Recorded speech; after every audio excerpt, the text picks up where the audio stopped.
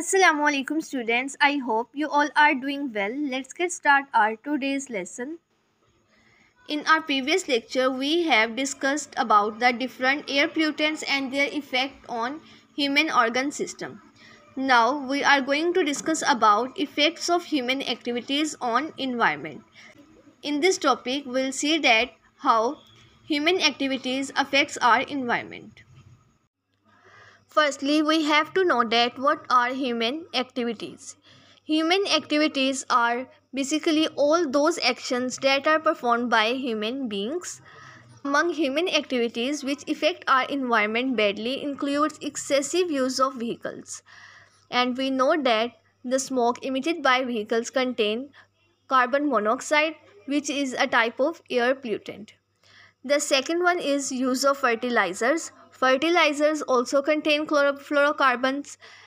And the next one is burning of fossil fuels. As in our previous lecture, we have discussed that in industries and in factories, the energy is gained by the burning of fossil fuels. So, due to this, oxides of nitrogen and the sulfur dioxide increases in our environment day by day. And the fourth one is deforestation. Deforestation means that removal of forest. And as we know that trees are the natural filters of our environment, when trees are absent, then the toxic gases that are present in our environment can't be removed. तो students, जो इंसानी सरगर्मियां हैं यानी जो human activities हैं जिनकी वजह से जो हमारा इन्वायरमेंट है वो इफ़ेक्ट हो रहा है, वो कौन कौन सी थी? उनमें जो सबसे मेजर है वो है एक्सेसिव यूज़ ऑफ व्हीकल्स, यानी गाड़ियों का बहुत ज़्यादा इस्तेमाल करना।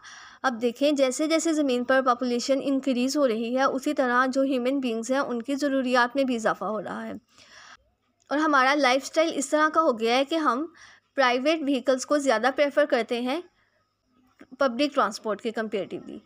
तो जब प्राइवेट व्हीकल्स को ज़्यादा प्रेफरेंस दी जाएगी तो जाहिर बात है कि ट्रैफिक में इजाफा हो जाएगा और जब गाड़ियाँ जो हैं वो इतनी ज़्यादा हो जाएंगी तो उनसे जो धुआं निकल रहा है उस धुएं में हम पहले डिस्कस कर चुके हैं कि उस धुएं में कौन सा प्लूटेंट है, उस धुएं में कार्बन मोनोऑक्साइड है।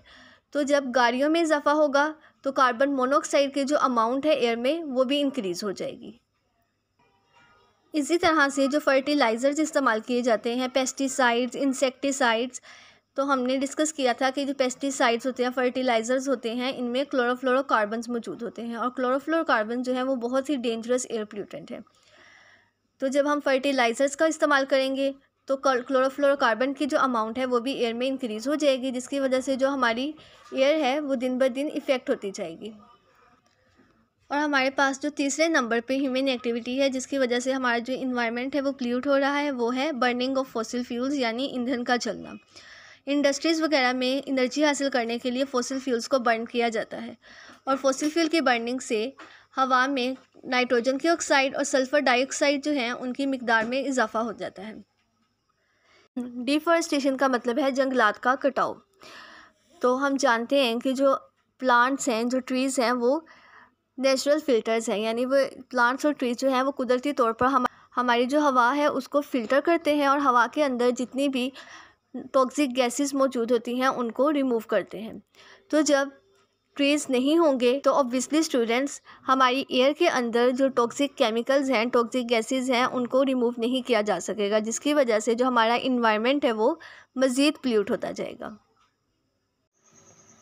First of all, we will discuss about greenhouse effect.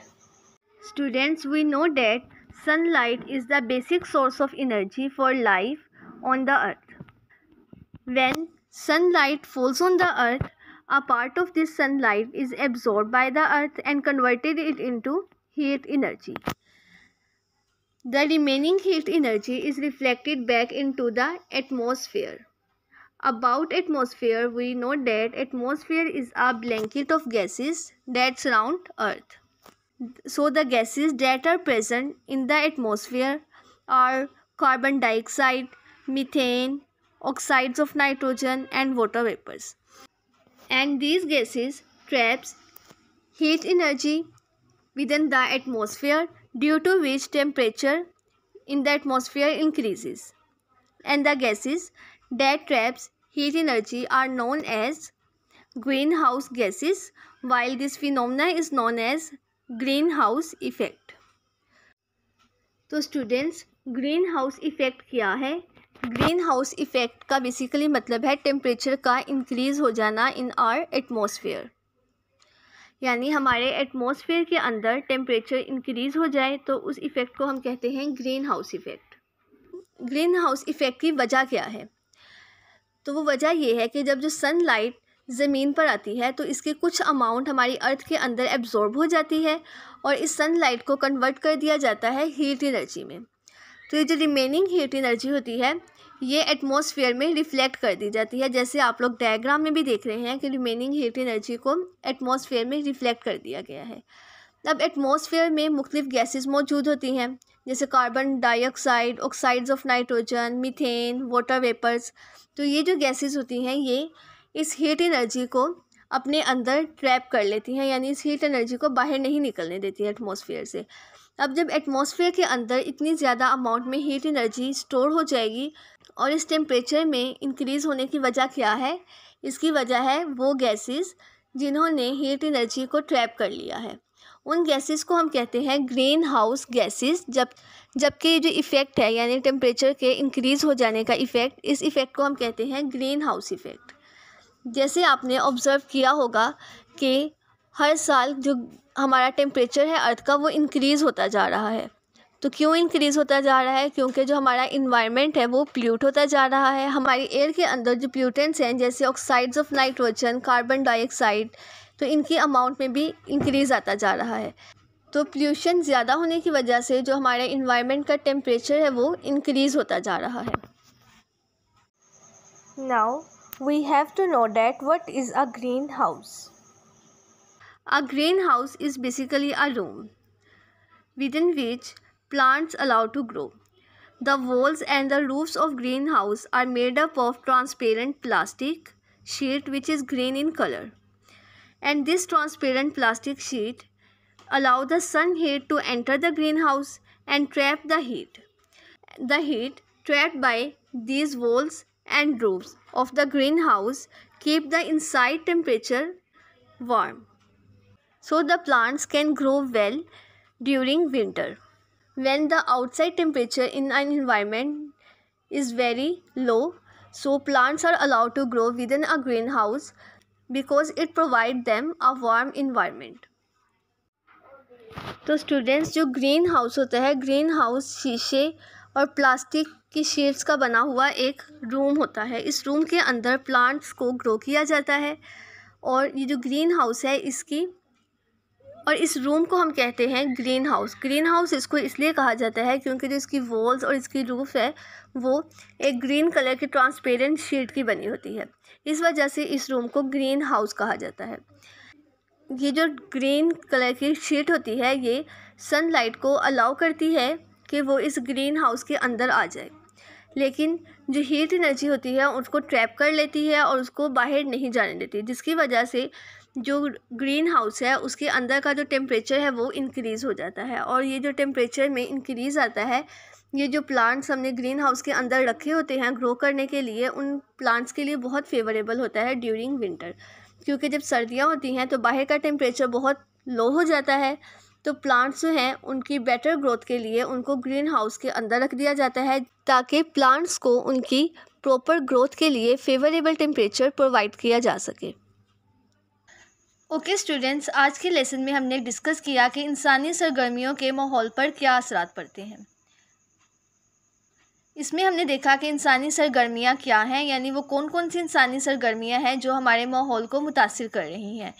तो इनमें जो हमने इंसानी सरगर्मियाँ देखी वो था ईंधन का जलना, गाड़ियों का इस्तेमाल करना, एरोसोल, खादों, कीड़ेमार अदवायात वगैरह का इस्तेमाल करना और जंगलात का कटाव यानी डिफॉरेस्टेशन जो है वो हमारे माहौल को बुरी तरह से मुतासिर कर रहे हैं। इसमें हमने देखा कि जो ग्रीन हाउस इफ़ेक्ट है वो क्या है। तो इसमें हमने डिस्कस किया कि जब सूरज की रोशनी ज़मीन पर पड़ती है तो इसका कुछ हिस्सा ज़मीन में जज़्ब कर लिया जाता है और इसे हीट एनर्जी में तब्दील कर दिया जाता है। इस हीट एनर्जी का कुछ हिस्सा फ़िज़ा में रिफ़्लेक्ट कर दिया जाता है, यानी जो एटमॉस्फेयर जिसकी हमने बात की थी कुछ हिस्सा वहाँ पर रिफ़्लेक्ट कर दिया जाता है। अब फ़िज़ा में मुख्तलिफ़ गैसेस मौजूद होती हैं जिसमें कार्बन डाइऑक्साइड, मीथेन, नाइट्रोजन के ऑक्साइड्स और आबी बुखारात वगैरह शामिल थे। ये जो गैसेस हमारी फ़िज़ा में मौजूद हैं, ये इस हीट एनर्जी को रोक लेती हैं और इसको बाहर नहीं निकलने देती, जिसकी वजह से फ़िज़ा का टेम्परेचर ज़्यादा हो जाता है। तो इन गैसेस को हम कहते हैं ग्रीन हाउस गैसेस, जबकि ये जो फिनोमेना है, ये जो अमल है, इस अमल को कहा जाता है ग्रीन हाउस इफ़ेक्ट। तो इस टॉपिक में जो क्वेश्चन बनता है वो है कि ग्रीन हाउस गैसेस कौन सी हैं। तो इसका आंसर आप लोग यहाँ से लिखेंगे कि फ़िज़ा में मौजूद कार्बन डाइऑक्साइड, मीथेन, नाइट्रोजन के ऑक्साइड्स और आबी बुखारात वगैरह ग्रीन हाउस गैसें कहलाती हैं। यहाँ तक इसका आंसर होगा। इसके बाद जो हमारे पास नेक्स्ट क्वेश्चन बनता है कि ग्रीन हाउस इफ़ेक्ट क्या है। तो ग्रीन हाउस इफ़ेक्ट में आप ये कंप्लीट टॉपिक लिखेंगे यहाँ से लेकर यहाँ तक, जिसमें आप इस पूरे फिनोमेना को एक्सप्लेन करेंगे कि किस तरह सूरज की रोशनी को ग्रीन हाउस गैसेस ट्रैप कर लेती हैं और फ़िज़ा का टेम्परेचर बढ़ जाता है, और इस अमल को हम ग्रीन हाउस इफ़ेक्ट कहते हैं। इसके बाद जो हमारे पास नेक्स्ट क्वेश्चन है वो है कि ग्रीन हाउस क्या है। तो ग्रीन हाउस जो होता है वो शीशे या शफाफ प्लास्टिक की शीट का बना हुआ एक कमरा होता है, जिसके अंदर प्लांट्स को ग्रो करवाया जाता है, ताकि जब सर्दियाँ होती हैं यानी जब विंटर सीज़न है तब हमारा बाहर का टेम्परेचर कम होता है। तो ग्रीन हाउस की जो शीट्स हैं वो अंदर का टेम्परेचर बढ़ा देती हैं, जिसकी वजह से जो प्लांट्स हैं उनको उनका फेवरेबल टेम्परेचर मिल जाता है और वो बहुत अच्छा ग्रो करते हैं। तो ग्रीन हाउस क्या है, तो इस क्वेश्चन का आंसर आप लोग यहाँ से लेकर यहाँ तक लिखेंगे कि ग्रीन हाउस शीशे या शफाफ प्लास्टिक की शीट का बना हुआ एक कमरा होता है। ये अपने अंदर उगाई गई नबातात यानी प्लांट्स वगैरह को गर्म माहौल मुहैया करता है, ताकि सर्दियों के मौसम में उनकी बेहतर नशोनुमा हो सके। और इस टॉपिक में आपके पास जो MCQ बनता है वो ये है कि ग्रीन हाउस गैसेस की वजह से फ़िज़ा के टेम्परेचर पर क्या असर पड़ता है। तो आपको पता होना चाहिए कि ग्रीन हाउस गैसेस की वजह से फ़िज़ा का टेम्परेचर बढ़ जाता है। तो ये ऐसे MCQs आपको पूछा जा सकता है। तो आज का आपका लेसन यहाँ तक है। इसमें जो आपको क्वेश्चंस बताएंगे, जो इम्पोर्टेंट पॉइंट्स हाईलाइट करवाएंगे, इनको आप लोगों ने अच्छी तरह से तैयार कर लेना है। Thank you very much. अल्लाह हाफिज़।